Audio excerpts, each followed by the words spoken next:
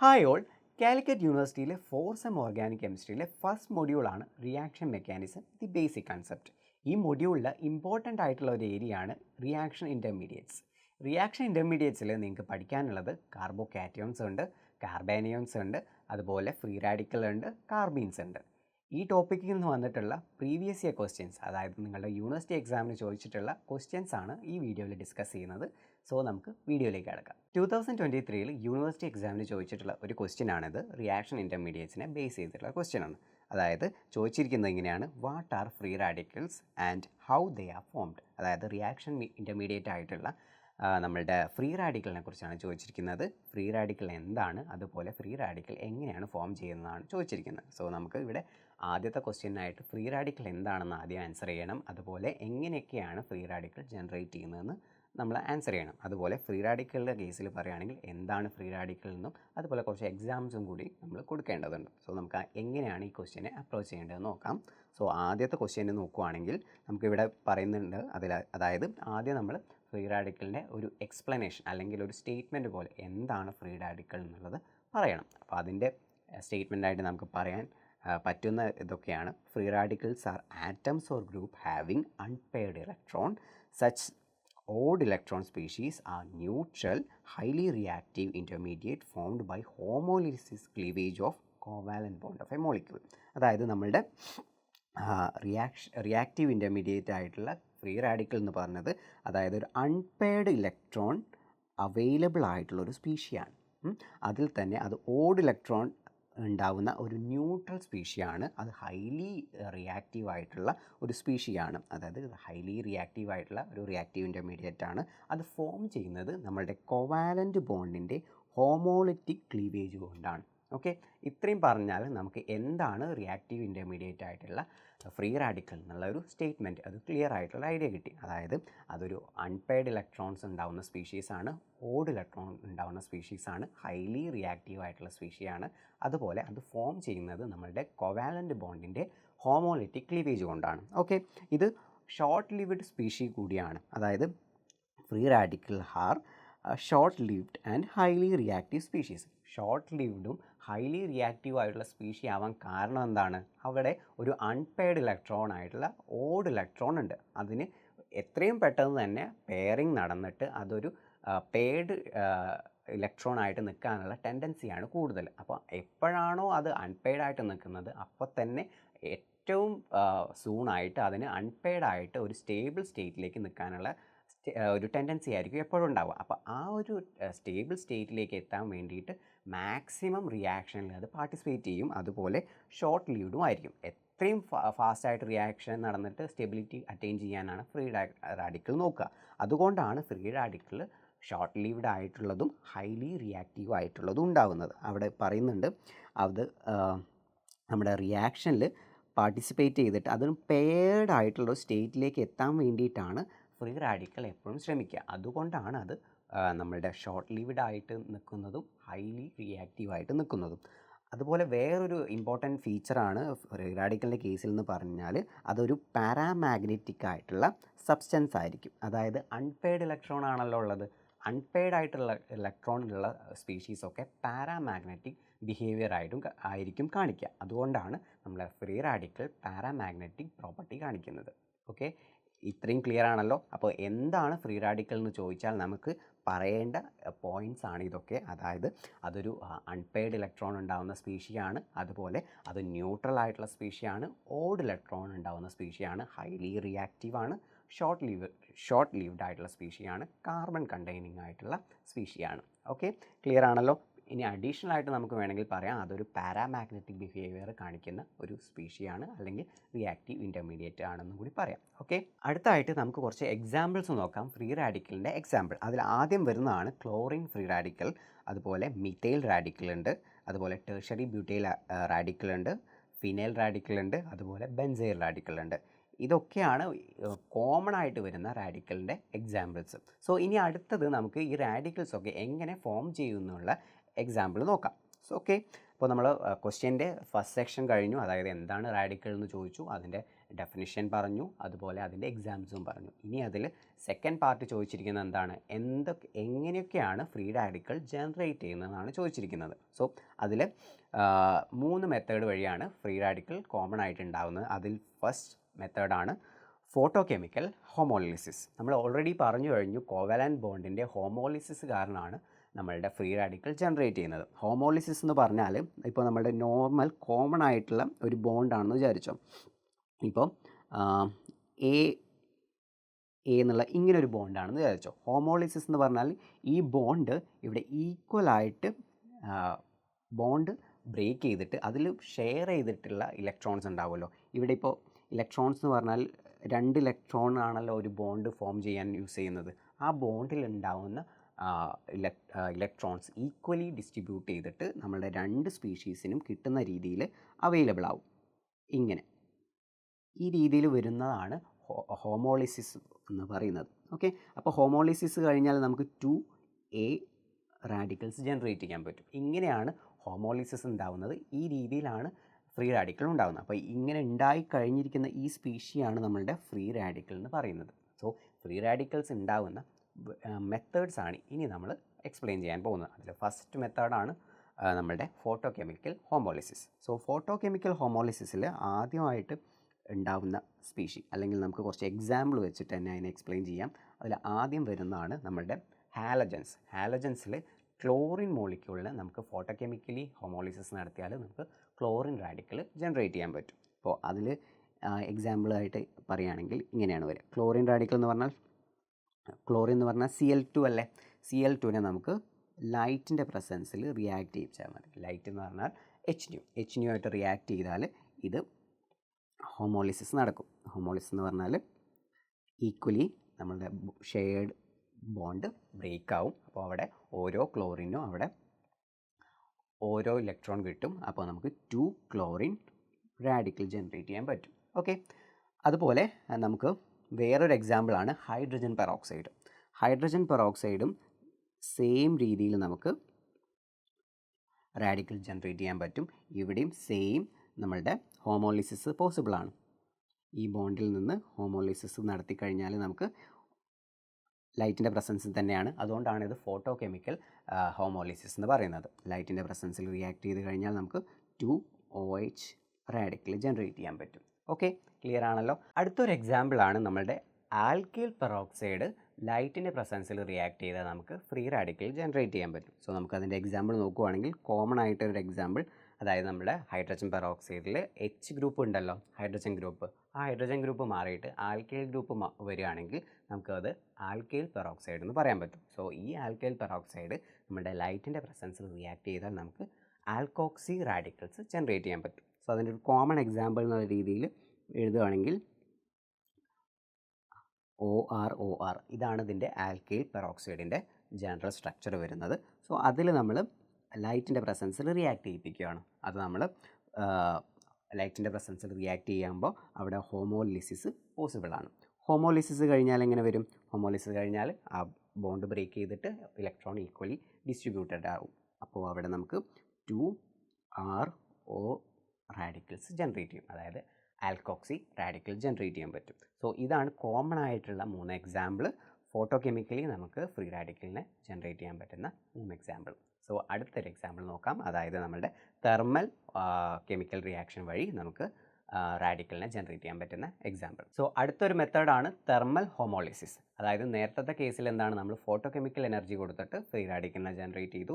ഈ മെത്തേഡിൽ നമ്മൾ തെർമൽ എനർജി കൊടുത്തിട്ട് ഫ്രീ റാഡിക്കലിനെ ജനറേറ്റ് ചെയ്യാൻ പോവാണ്. അതിൽ ഇമ്പോർട്ടൻ്റ് ആയിട്ടുള്ളൊരു എക്സാമ്പിളാണ് അസോമീഥയിൽ നിന്ന് നമുക്ക് മീഥൈൽ റാഡിക്കലിനെ ജനറേറ്റ് ചെയ്യാൻ പറ്റുന്നത്. സോ അതിൻ്റെ റിയാക്ഷൻ സ്കീം നമുക്ക് എഴുതി നോക്കാം. അതിൽ അസോമീഥൈൻ എന്ന് പറഞ്ഞാൽ CH3N double bond N CH3 ആണ് അസോമീഥൈൻ എന്ന് പറഞ്ഞത്. അസോമീഥൈൻ. ഓക്കെ, ഇതിന് നമ്മൾ ഹീറ്റ് ചെയ്യാണ്, അതായത് നമ്മൾ തെർമൽ എനർജി കൊടുക്കുകയാണ്. അപ്പോൾ തെർമൽ എനർജി കൊടുക്കുമ്പോൾ ഇവിടെയുള്ള റാഡിക്കൽ ജനറേറ്റ് ചെയ്യും. അതായത് ഈ 2 ബോണ്ടും ആണ് ഇവിടെ ബ്രേക്ക് ആവുന്നത്. അവിടെ ബ്രേക്ക് ചെയ്തിട്ട് അവിടെ റാഡിക്കൽസ് ജനറേറ്റ് ചെയ്യും. ഓക്കെ, ബോണ്ട് ഇങ്ങനെ ഹോമോളിസിസ് നടക്കും. ഇങ്ങനെ ഹോമോളിസിസ് നടക്കും. അത് ഹോമോളിസിസ് നടന്നു കഴിഞ്ഞാൽ നമുക്ക് അവിടെ ഉണ്ടാവുന്ന എന്തൊക്കെയായിരിക്കും? 2 CH3 റാഡിക്കൽ ഉണ്ടാവില്ലേ? 2 CH3 റാഡിക്കൽ ഉണ്ടാവും. അതുപോലെ N2 മോളിക്യൂളും കൂടി ഉണ്ടാവും. സോ നമുക്ക് ഇങ്ങനെയും റാഡിക്കൽസിനെ ജനറേറ്റ് ചെയ്യാൻ പറ്റും. അടുത്തൊരു എക്സാമ്പിളാണ് ബെൻസോയിൽ പെറോക്സൈഡിൻ്റെ ഹോമോളിസിസ് റിയാക്ഷൻ തെർമൽ മെത്തേഡിൽ. അതെങ്ങനെയാണെന്ന് കൂടി നമുക്ക് നോക്കാം. അതായത് ബെൻസോയിൽ പെറോക്സൈഡ് എന്ന് പറയുമ്പോൾ C6H5 C double bond O OO C double bond O C6H5. Okay, ഈ മോളിക്യൂളിന് നമ്മൾ തെർമൽ എനർജി കൊടുക്കുവാണ്. അപ്പോൾ അങ്ങനെ കൊടുക്കുമ്പോൾ ഇവിടുത്തെ ഈ OO ബോണ്ട് ഉണ്ടല്ലോ, പെറോക്സൈഡ് ബോണ്ട്, അവിടെ ഹോമോളിസിസ് നടന്നു കഴിഞ്ഞാൽ ഇവിടെയും റാഡിക്കൽ ജനറേറ്റ് ചെയ്യും. അപ്പോൾ നമുക്ക് അങ്ങനെ 2 C6H5 C double bond O radicals generate ചെയ്യാൻ പറ്റും. ഈ മോളിക്യൂളിൽ തന്നെ ഫേർദർ ആയിട്ട് നമ്മൾ ഹീറ്റ് എനർജി അല്ലെങ്കിൽ തെർമൽ എനർജി കൊടുക്കുകയാണെങ്കിൽ ഇവിടെ വേറൊരു രീതിയിൽ ഹോമോളിസിസ് നടക്കാൻ ചാൻസ് ഉണ്ട്. ഈ ബോണ്ട് ഹോമോളിസിസ് നടന്നാൽ ഇവിടെയും റാഡിക്കൽസ് ഫോം ചെയ്യും. അങ്ങനെ ഫോം ചെയ്ത് കഴിഞ്ഞാൽ അവിടെ ഈ റാഡിക്കലും കമ്പൈൻ ചെയ്യാലോ. ഈ റാഡിക്കൽ കമ്പൈൻ ചെയ്ത് അവിടെ CO2 മോളിക്യൂൾ ഫോം ചെയ്യും. അങ്ങനെ വരികയാണെങ്കിൽ നമുക്ക് C6H5ൻ്റെ 2 റാഡിക്കൽസ് ജനറേറ്റ് ചെയ്യാൻ പറ്റും. അതുപോലെ CO2 മോളിക്യൂൾ നമ്മുടെ ബൈ പ്രോഡക്റ്റ് ആയിട്ട് ജനറേറ്റ് ചെയ്യാൻ പറ്റും. സോ ഇതാണ് തെർമൽ ഹോമോളിസിസ് വഴി നമുക്ക് റാഡിക്കൽ ജനറേറ്റ് ചെയ്യാനുള്ള എക്സാമ്പിൾ. മൂന്നാമത്തെ ഒരു മെത്തേഡാണ് ഫ്രീ റാഡിക്കൽ ജനറേഷൻ്റെ. അതായത് നമ്മളുടെ കാർബോകാറ്റയോണിൽ നിന്നോ കാർബാനിയോണിൽ നിന്നോ നമുക്ക് ഫ്രീ റാഡിക്കലിനെ ജനറേറ്റ് ചെയ്യാൻ പറ്റും.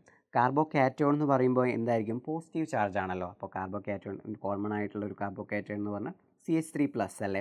അപ്പോൾ ആ CH3+ എന്ന് പറഞ്ഞാൽ അത് ഒരു ഇലക്ട്രോൺ ഡെഫിഷ്യൻ്റ് ആയിട്ടുള്ള സ്പീഷിയാണ്. അപ്പോൾ ആ ഒരു ഇലക്ട്രോൺ ഡെഫിഷ്യൻ്റ് ആയിട്ടുള്ള സ്പീഷിയിലേക്ക് ഒരു ഇലക്ട്രോൺ വരികയാണെന്ന് വിചാരിച്ചോ.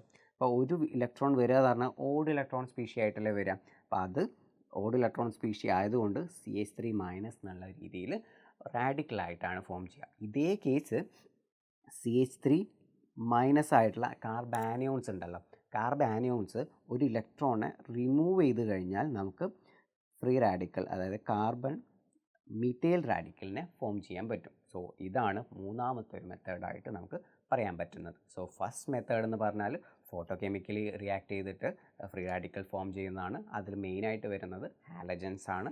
പിന്നെ വരുന്നതാണ് നമ്മൾ ഹൈഡ്രജൻ പെറോക്സൈഡ്. അത് കഴിഞ്ഞിട്ടാണ് ആൽക്കൈൽ പെറോക്സൈഡ് വരുന്നത്. അവിടെ 3 എക്സാമ്പിൾ ഉണ്ട്. ഓക്കെ, രണ്ടാമത്തെ എക്സാമ്പിൾ എന്ന് പറഞ്ഞാൽ നമ്മുടെ തെർമൽ ഹോമോളിസിസ് ആണ്. അവിടെ വരുന്നത് നമ്മുടെ അസോമീഥൈൻ്റെ ഒരു എക്സാമ്പിൾ വരുന്നുണ്ട്, ബെൻസോയിൽ പെറോക്സൈഡിൻ്റെ ഒരു എക്സാമ്പിൾ വരുന്നുണ്ട്.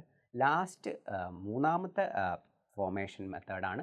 അതെന്ന് പറഞ്ഞാൽ ഓൾറെഡി ജനറേറ്റ് ചെയ്തിരിക്കുന്ന റിയാക്റ്റീവ് ഇൻ്റർമീഡിയറ്റ് ആയിട്ടുള്ള കാർബോകാറ്റയോൺസ് അല്ലെങ്കിൽ കാർബോ ആനിയോൺസിൽ നിന്ന് ഫ്രീ റാഡിക്കൽ ജനറേറ്റ് ചെയ്യുന്നത്. സോ ഇങ്ങനെ ഒരു ക്വസ്റ്റ്യൻ വരികയാണെങ്കിൽ നമ്മളുടെ ഫ്രീ റാഡിക്കൽ എന്താണെന്നുള്ളത് ആദ്യം പറഞ്ഞിരിക്കണം. അതുപോലെ ഫ്രീ റാഡിക്കൽ ഫോം ചെയ്യാനുള്ള ഈ 3 എക്സാമ്പിളും കൂടി പറയണം. 3 മെത്തേഡിലുള്ള എക്സാമ്പിൾ വെച്ചിട്ട് തന്നെ പറയണം. അങ്ങനെ വേണമെങ്കിൽ നിങ്ങൾക്ക് ഈസി ആയിട്ട് സ്കോർ ചെയ്യാൻ പറ്റും. ക്ലിയർ ആണല്ലോ. സോ നമുക്ക് അടുത്ത ക്വസ്റ്റ്യൻ നോക്കാം. 2024 ചോദിച്ചിട്ടുള്ള ഒരു ക്വസ്റ്റ്യൻ ആണിത്.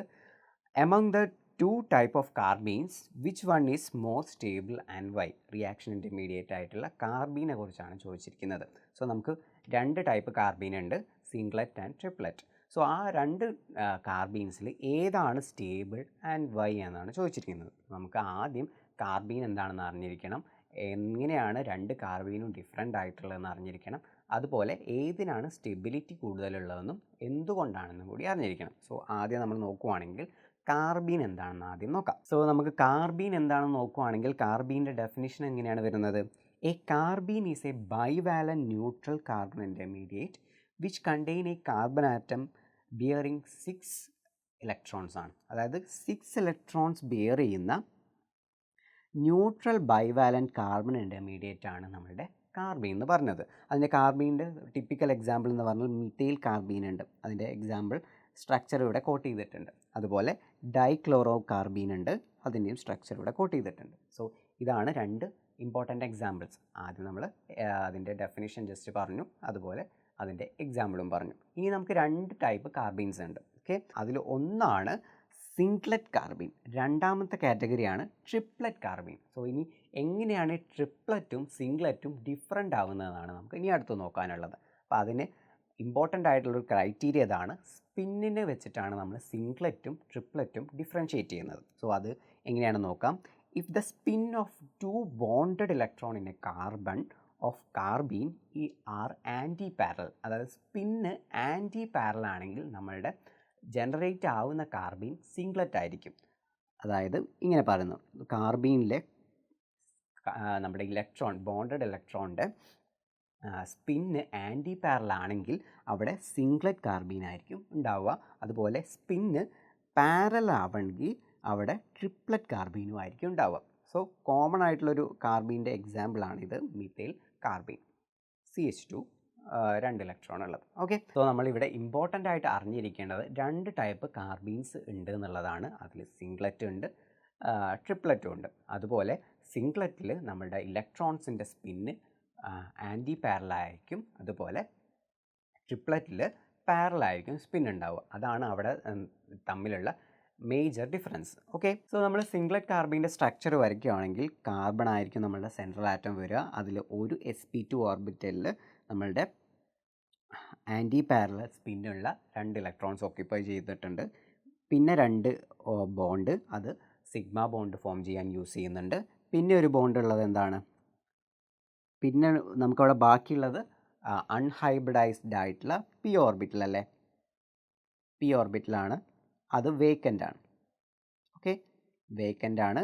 പിന്നെ ബാക്കിയുള്ളത് sp2 ഹൈബ്രിഡൈസ്ഡ് ഓർബിറ്റൽസ് ആണ്.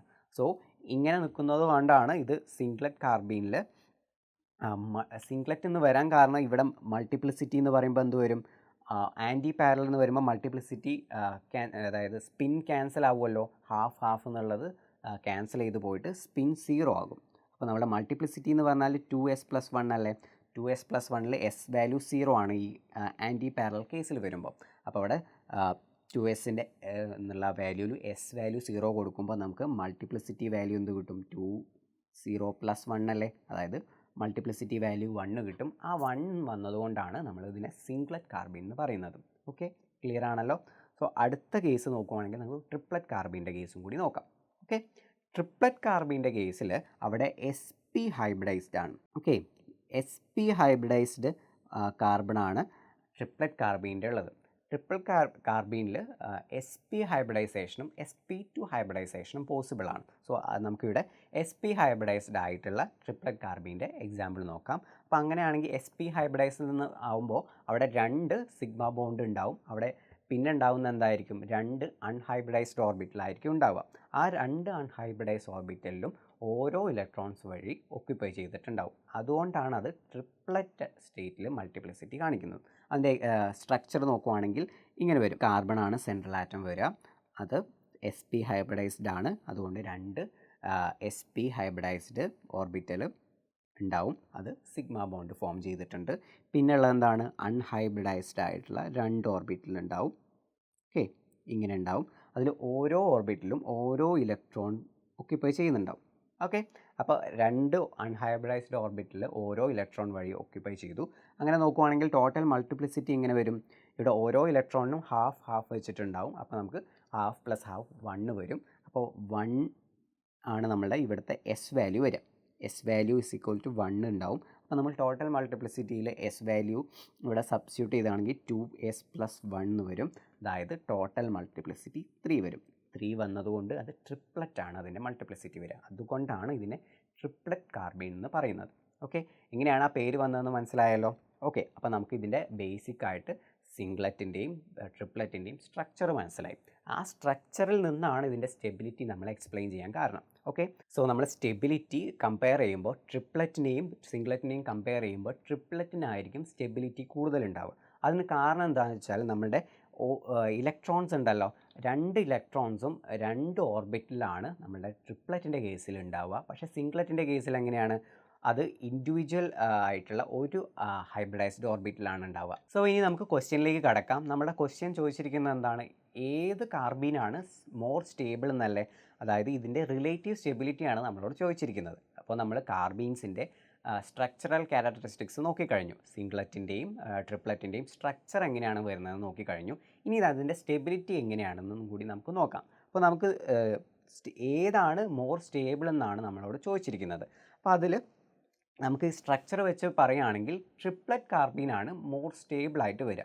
അതിന് കാരണം എന്താണെന്ന് വെച്ചാൽ നമ്മുടെ കാർബീനിലുള്ള ഇലക്ട്രോൺസ് ഉണ്ടല്ലോ, കാർബണിലുള്ള ഇലക്ട്രോൺസ്, അതായത് സിംഗ്ലറ്റ് കാർബീനിലെ ഇലക്ട്രോൺസ് രണ്ടും ഒരു ഓർബിറ്റലിലും ട്രിപ്ലറ്റ് കാർബീനിലുള്ളത് രണ്ടും ഇൻഡിവിജ്വൽ ആയിട്ടുള്ള ഓർബിറ്റലിലുമാണ് ഓക്യുപ്പൈ ചെയ്യുന്നത്. അപ്പോൾ അവിടെ ഉണ്ടാകുന്ന ഇലക്ട്രോൺ റിപ്പൾഷൻ കൂടുതലായിരിക്കും സിംഗ്ലറ്റിൻ്റെ കേസിൽ. ട്രിപ്ലറ്റിൻ്റെ കേസിൽ അത് കമ്പാരിറ്റീവ്ലി കുറവായിരിക്കും.